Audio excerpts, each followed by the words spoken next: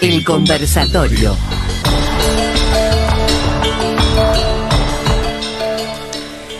Bueno, hoy vamos a compartir nuevamente, estamos haciendo un ciclo con distintos emprendimientos sociales, ¿no? Lo hemos realizado también el año pasado, un poco de acople que vamos a hacer con los auriculares. Y este año lo hemos retomado, ¿no? Hoy nos acompaña Laura Recalde y Luisina Castelli, ambas son coordinadoras de Anguirú. Está bien, Anguirú. Lleva ahí. ¿Qué es? Palabra de origen guaraní, ¿no? Sí. Bien. Y bueno, vamos a estar hablando de este espacio que tienen ustedes, este laboratorio disidente para aprender, ¿no? Y para desarrollar aprendizajes. Pero primero digan, Anguirú, en guaraní, ¿qué significaría para nosotros? Bueno, significa compañera. Y que también lo elegimos justamente por eso. Bueno, buenas tardes a vos, a todos los que nos están escuchando. Sí.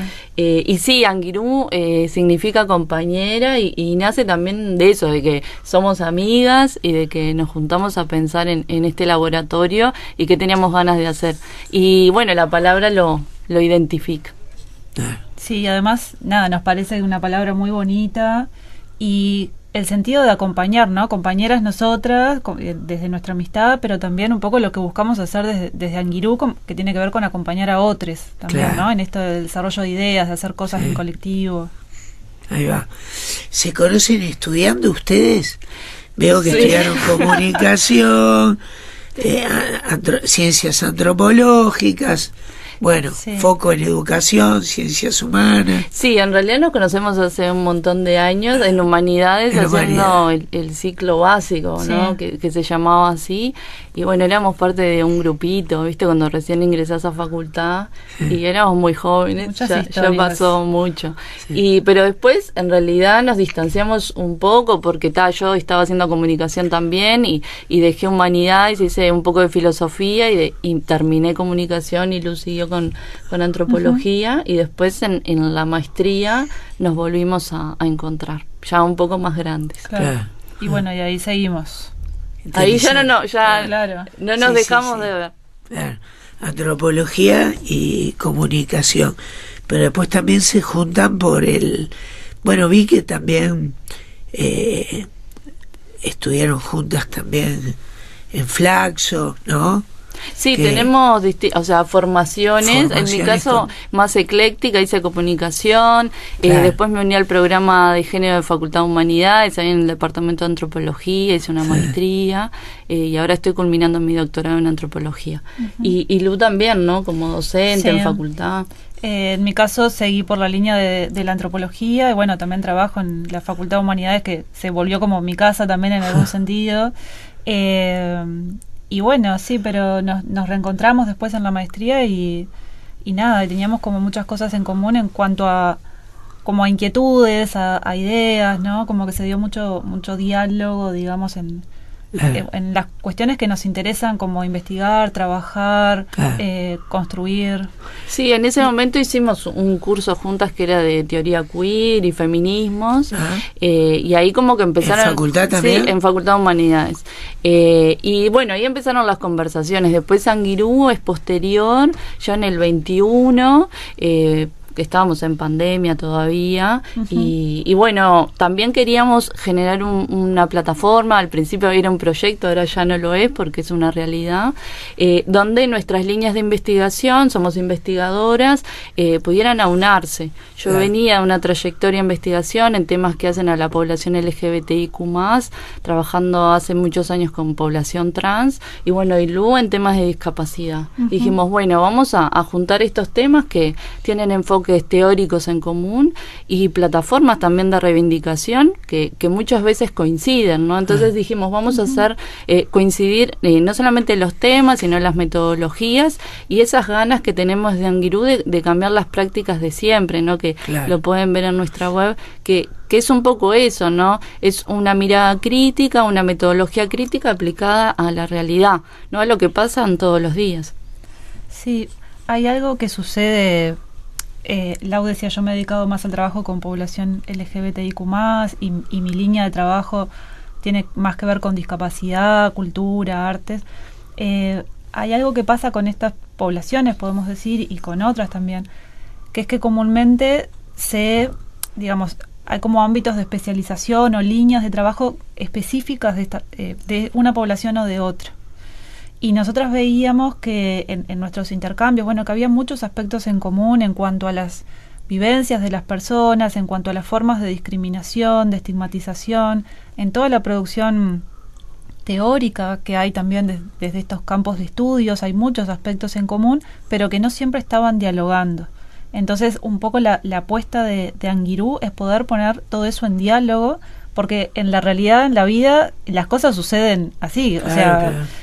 Suceden en juntas, simultáneo, claro. Y uno no anda por la vida separando, no, esto acá y esto otro allá, sino que, te tenés que desenvolver y la vida misma, ¿no? Entonces, un poco esa es la historia, digamos, de cómo buscamos generar algo desde el diálogo, ¿no?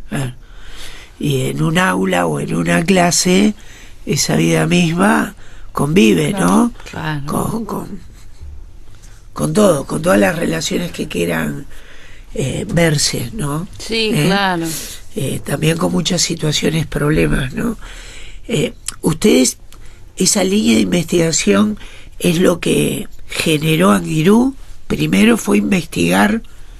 Es el trabajo. En realidad en Anguirú hacemos como muchas cosas, por eso el nombre también de laboratorio, ¿no? También, claro. Nuestra base, digamos, es esto de la investigación y también de la docencia. Docencia, ¿no? Los talleres. Y estas inquietudes que planteaba Lu, de que veíamos que se separan mucho las áreas de conocimiento y también de acción en relación a los temas.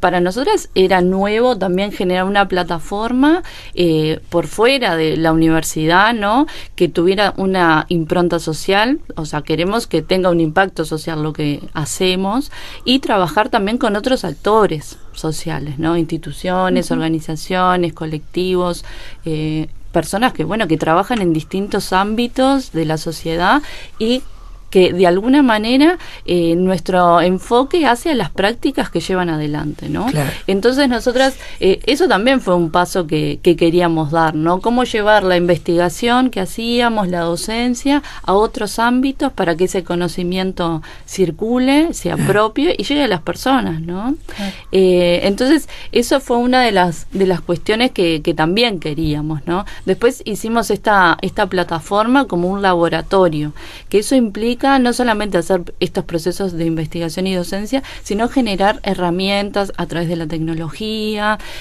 usar el arte en el buen sentido para llegar y generar otros mensajes, poder expandir, ¿no? Los temas y también los mecanismos y los medios. Así que por eso es un laboratorio, porque implica un abanico de áreas diferentes.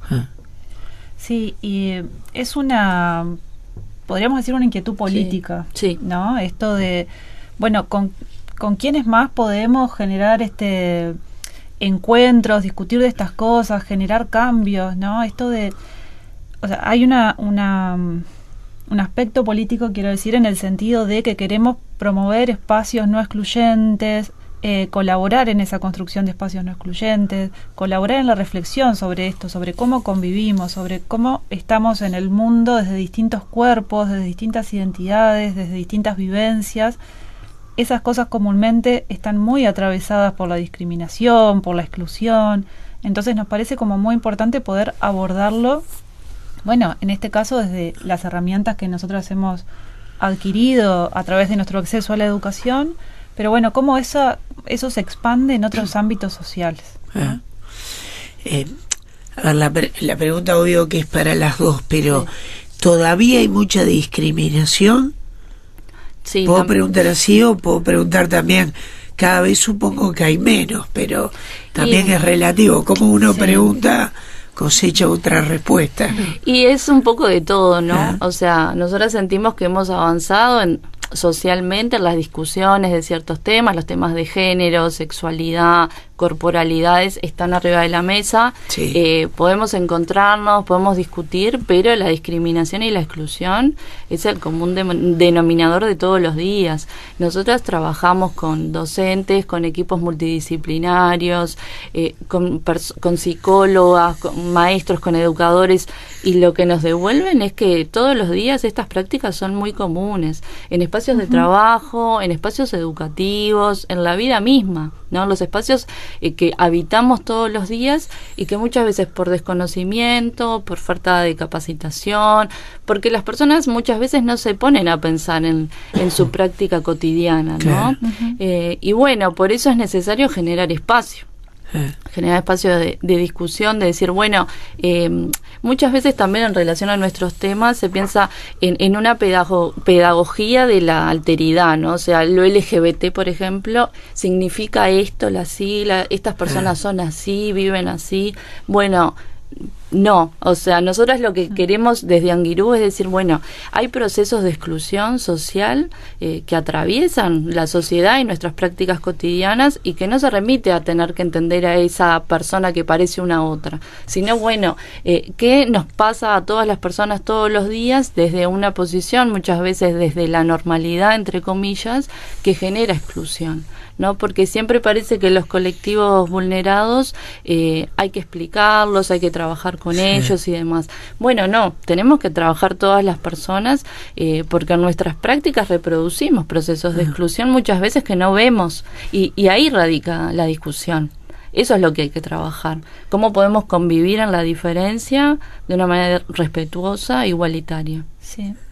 No, está buena la pregunta porque, digamos, podemos observar distintos aspectos. Uruguay, sabemos que ha avanzado mucho en la agenda de derechos, tenemos leyes muy importantes que fueron aprobadas en el siglo XXI, ¿no? En estos últimos años, que protegen, que colocan, que visibilizan a estos colectivos y poblaciones, pero muchas veces lo que sucede en el día a día es otra cosa, ¿no? Y ese día a día, ese cotidiano, tal vez no está tan visibilizado o las normativas y las leyes no permean tanto en esa experiencia cotidiana de las personas o son procesos más a largo plazo. Eso por un lado, ¿no? Para pensar cómo funcionan estos procesos de discriminación y exclusión. Pero por otra parte, algo que nosotros también intentamos colocar fuertemente desde Anguirú es que estas poblaciones no se pueden acotar o no se pueden ver solamente desde esta perspectiva de la discriminación o la exclusión, ¿no? O sea, ¿por qué cuando hablamos de discapacidad tenemos que hablar de discriminación y exclusión? Podemos hablar de muchísimas otras cosas que podrían ser muy enriquecedoras para todos, ¿no? Claro. ¿Qué nos trae la discapacidad al debate? ¿Qué nos trae, en qué nos enriquece? ¿Qué nos trae a nuestra vida? ¿Qué nos trae a nuestra visión sobre la normalidad o el deber ser o los mandatos o la vida misma? Y lo mismo los colectivos LGBT u otros colectivos, ¿no? Como dar vuelta un poco esa mirada y no siempre estar como insistiendo, que por supuesto es súper necesario todavía desarmar esas relaciones de opresión, pero sino también, bueno, ¿cuál es la potencia de esto y qué nos trae? ¿No? ¿Qué otras preguntas, qué otras líneas pueden aparecer? Y en esa etapa están, ¿no? Sí. O por lo menos quieren estar más, además, ¿no? Sí, es lo porque que todavía hay hacemos. que seguir explicando mucha cuestión de los colectivos, ¿no? Sí, y además esto de cómo las relaciones de género operan en la vida cotidiana, los mandatos sobre la sexualidad, la corporalidad, ¿no? Claro. O sea, es muy fuerte. Es muy fuerte. Hoy hablaste un seminario que habías hecho de teoría queer, puede ser. Bueno, muchísima gente no sabe qué es, el origen de la palabra. Sí, pasa con muchas cuestiones, muchas. ¿viste? Que eso también es un enfoque académico-político, desarmar a veces esas categorías para que lleguen, ¿no? O sea, más allá de la categoría en sí misma, bueno, ¿esto a qué remite en tu vida? ¿no? Vos cómo podés aprenderla, ¿no? Y llevarla adelante, ¿no? Porque cuando hablamos también de esto de las relaciones de género, bueno, ¿qué significa, no? ¿Cómo vos lo ves en lo que haces en tu día a día? ¿Qué impactos tiene, no? ¿Cómo eso puede generar violencias hacia otra persona que ni siquiera te das cuenta, ¿no? Ayer, por ejemplo, tuvimos un taller con una sociedad civil donde explicábamos un poco esto, ¿no? ¿Qué pasa además con las infancias, las adolescencias, en la actualidad en relación a los productos que consumen, ¿no? Donde también operan estereotipos y prejuicios como en todos los ámbitos, pero bueno, con una inmediatez, ¿no? Con una dinámica muy particular de los tiempos de ahora que tenemos que también estar atentos y atentas. Y bueno, entonces es como que nuestro ámbito de acción, viste, se amplía por suerte, pero estamos contentas de que podemos generar procesos con organizaciones, con personas en ámbitos educativos que pueden aplicar este conocimiento en las aulas, por ejemplo, ¿no? Bien. Vamos a hacer una breve pausa y seguimos hablando, ¿les parece? Sí, Dale. claro. La radio está pegada a la vida. Espíritu libre.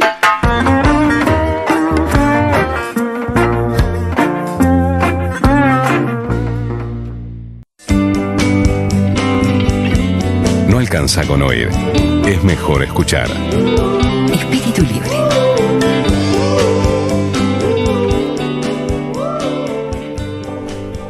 Bueno, estábamos conversando, ¿no? Con Laura Recalde y Luisina Castelli, que ambas son las coordinadoras de Anguirú, y allí trabajan líneas de investigación, talleres, sobre ese concepto que es amplio y muy interesante, de aulas diversas, donde también la idea no es solo que, como en talleres que fueron muy necesarios en el pasado, y diría que todavía lo siguen siendo, de a ver, qué género, qué es corporalidad, qué es la palabra sexo, sí, ¿no? Qué son políticas de género. Pues mucha gente no lo sabe, ¿no?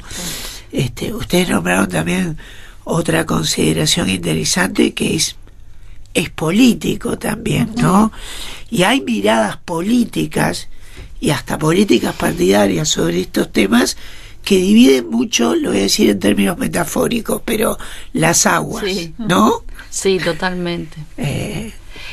Nosotras desde Anguirú nos posicionamos desde el respeto y la promoción de los derechos humanos, claro, ¿no? Y entendemos que los temas que abordamos y que tratamos de formar, de investigar, tienen que ver con la dignidad humana, ¿no? Claro. Con salvaguardarla, ¿no? Y con garantizar derechos vulnerados de todas las personas en diferentes situaciones, y desde ese lugar entendemos que no hay discusión, ¿no? O sea, porque se trata de procesos que hemos hecho como humanidad en el país, pero también a nivel internacional, de acuerdos de que ciertos horrores no se cometan más, ¿no? A pesar de que muchos se siguen cometiendo.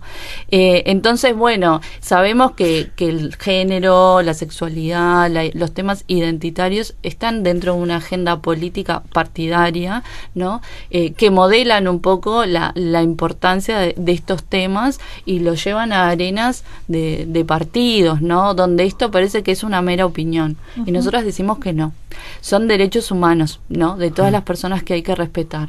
Y en ese sentido, bueno, esa es nuestra línea de trabajo.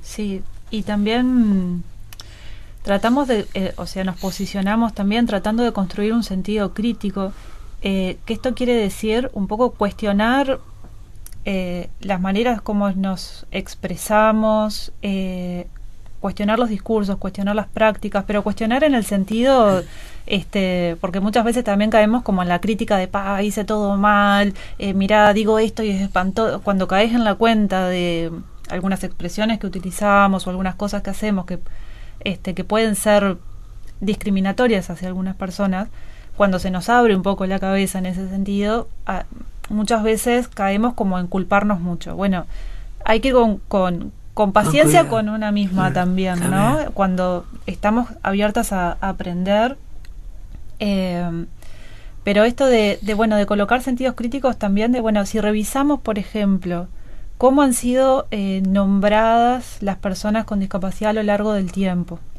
¿no? Antes se les decía impedidos, o bueno, u otra serie de términos bastante muy espantosos, violentos, sí. que de alguna manera también explicaban, o sea, hay que entenderlos en su contexto, Sí. ¿no? Entonces, por suerte, bueno, los colectivos han colocado la crítica Claro. a esas cuestiones y han Fuiste mostrado hasta otras. suave en la denominación Sí, de impedidos, ¿no? Sigue habiendo Sí. expresiones mucho más. Y que salen en la vida diaria, Sí. de todos los días, a veces como burla, como insulto.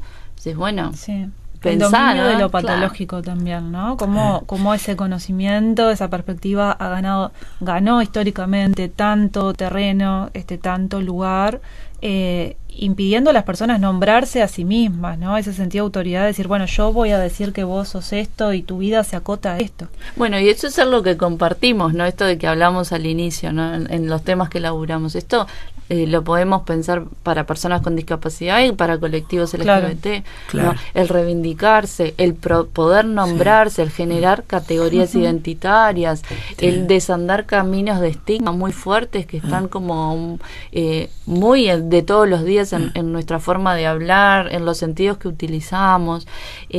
Entonces, bueno, está ahí también, ¿no? Y permitime, porque hoy dijiste aulas diversas, y eso es muy importante. Eso es una de nuestras líneas de trabajo que empezamos a este camino de construir esta plataforma virtual que se llama Aulas Diversas, junto a Socialab. Sí. Y bueno, Socialab tiene programas de apoyo con mentorías y demás, y fuimos parte.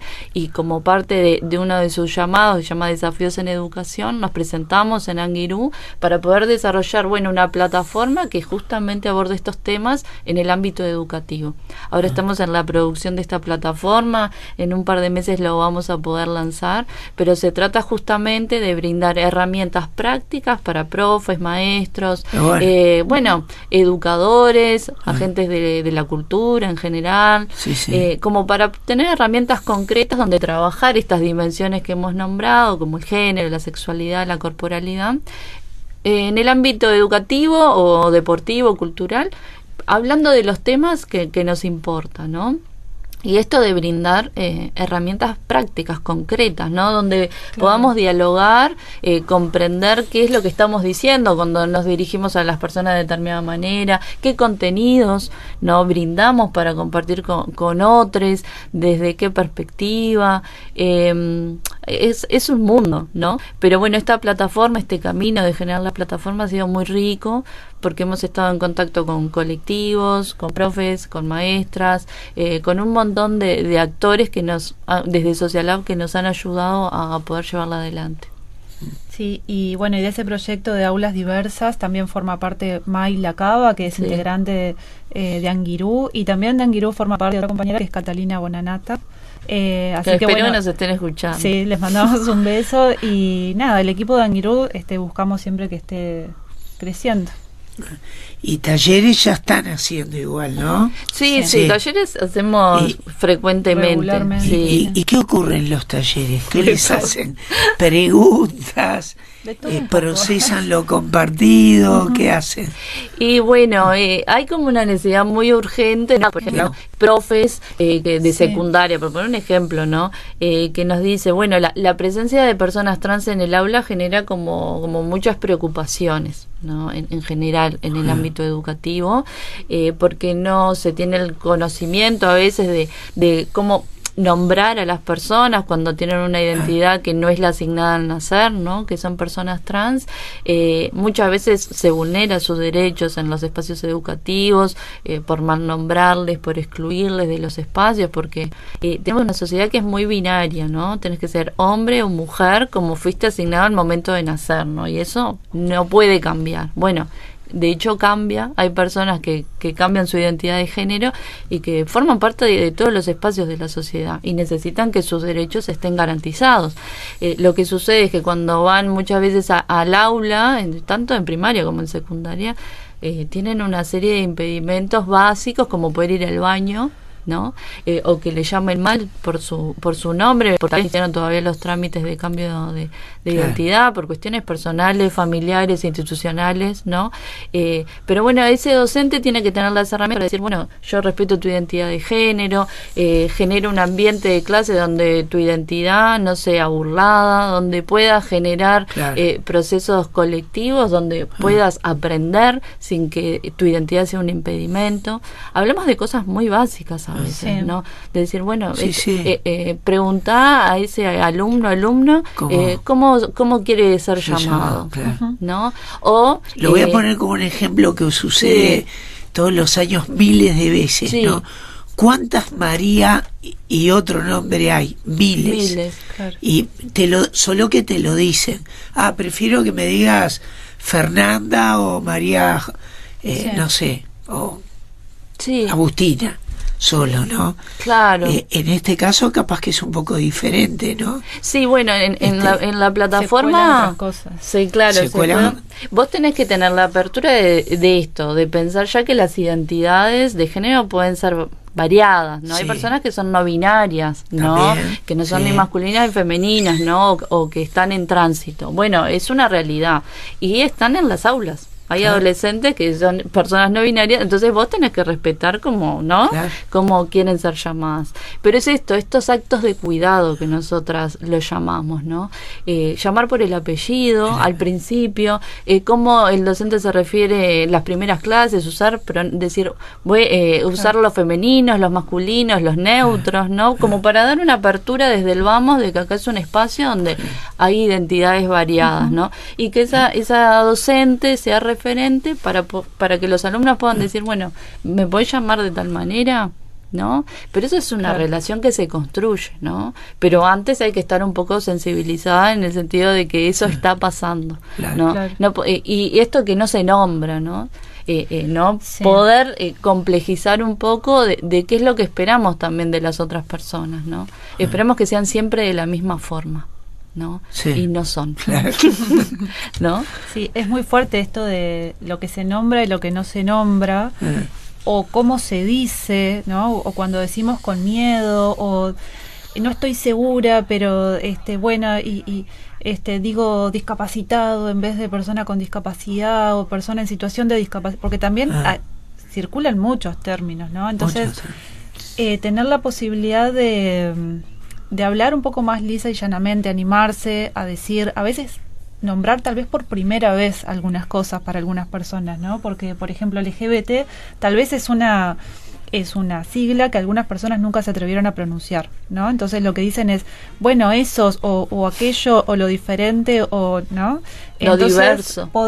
Lo diverso, poder animarse a enunciar y no pasa nada, ¿no? Claro, estás aprendiendo, ¿no? Eso también rescatamos siempre. Son procesos que llevan tiempo porque lo tenemos muy naturalizado, ¿no? Hay prácticas que tenemos muy incorporadas. Pero animarnos a nombrar, sino preguntar, ¿no? Porque estamos aprendiendo con otra persona que quizás sabe más que yo de algunas cosas, y yo estoy en proceso de aprendizaje, ¿no? Y con adolescentes pasa mucho eso. Bueno, para mí el tema del lenguaje inclusivo, no sé, es muy difícil, me cuesta incorporar la me cuesta decir ella, me cuesta los lo y la, o sea, está todo bien, pero úsenlo. Tengo la apertura, díganmelo, conversemos sobre eso, qué les parece, qué sienten. Como que eso es muy importante porque es tener empatía, ¿no? con las personas que tenemos alrededor. Y también reconocer que las cosas están cambiando, ¿no? Y bueno, ¿qué posicionamiento voy a tener yo? ¿Voy a negar la realidad? ¿No? O voy a estar atenta a con quienes estoy viviendo, ¿no? Porque eso, hablamos de los docentes, pero hablemos de cualquier tipo de... es más, una persona que está en atención al público, ¿no? O sea, ¿qué asumimos, no? Una persona que, no sé, está en recursos humanos, personal, y viene una mujer cis, ¿no? Es decir, que no es trans, y no sé, está haciendo los papeles para conformar, no sé, el hogar constituido, ¿no? Y te dicen, bueno, ¿y él cómo se llama? Bueno, capaz que no hay un él, ¿no? Capaz que hay un ella. No sabés, ¿no? Pero es eso de lo que asumimos todos los días. Y a veces decir, bueno, la persona, ¿no? Claro, Dame persona, ¿no? claro. Decime el nombre de la persona. Es algo como muy mínimo. Ah, No, pero esto de poner ejemplos está bueno porque es son... permanente. sí. Claro, Claro. y para muchas personas es día tras día tras día. Imagínate que a vos te nombran tu identidad de género todos los días, muchas veces en el día mal. No, social te digan ella, ¿no? Ah, Es una gota, ¿no? Claro. Y eso genera ansiedad, estrés, depende del Sí. contexto que esa persona esté inmersa. Entonces, en eso de que los actos cotidianos se importan, porque es la vida cotidiana, es nuestra vida. Bueno, nosotros los invitamos hoy, pero vamos a tener que volver a invitar con alguna... Sí, nos claro, encantaría. sobre todo con otra investigación. Sí. Está bueno que haya Sí. datos de observar cambios, sí, docentes, pero también estudiantes, relaciones, Claro. áreas de otras áreas como dijiste, atención al cliente, Ahí sí, relacionamientos, venta, Claro. formularios que hay que llenar, ¿eh? El mundo. Si nos permitís, Gustavo, contar muy, muy cortito, durante 2 años desarrollamos una experiencia junto con UNFPA y CINDE, que es un centro de formación de intérpretes y donde también participan personas sordas. Realizamos 2 ciclos de formación con personas sordas y con intérpretes sobre los temas vinculados a disidencias sexogenéricas y corporales. Y bueno, fue súper interesante trabajar con la población sorda. Hay una cuestión que tiene que ver con la traducción, lo que decimos en español, qué correlato tiene o cómo se dice o de qué significado tiene en lengua de señas, que es una lengua reconocida en Uruguay. La lengua de señas uruguaya por ley desde el 2001 es una lengua nacional y las comunidades sordas van generando los términos de su propia lengua. Bueno, pero por ejemplo, ¿cómo se dice cisexismo en lengua de señas? ¿O cómo se dice disidencia? ¿O cómo se dice heterosexualidad? ¿No? Todos el lenguaje, ¿no? ¿Cómo se dice en otra lengua? Y fue un proceso de formación súper rico, interesante, donde pudimos conocer mucho de, bueno, cuál es la perspectiva desde una mirada sorda sobre estas cuestiones. Cómo lo han vivido históricamente desde su propia comunidad, qué pasa con estos temas, cuál es la situación de mujeres y disidencias sordas con relación, por ejemplo, a la violencia basada en género, a cuestiones acuciantes como el abuso sexual, el acoso, cómo una puede decir cosas que tal vez no tenía la información suficiente para darse cuenta de que era un tipo de violencia. Fueron 2 experiencias súper ricas y de una de ellas surgieron 4 audiovisuales que pueden encontrarlos en nuestra página web, donde trabajamos sobre cómo construir algunos conceptos en lengua de señas. Bien, bueno, muchas gracias. ¿Nos dan la página? Sí, Claro. www.anguiru.uy. Anguiru.uy. Anguiru. Muchas gracias. No, gracias a ustedes. Nos vamos, ya se quedan con efecto mariposa.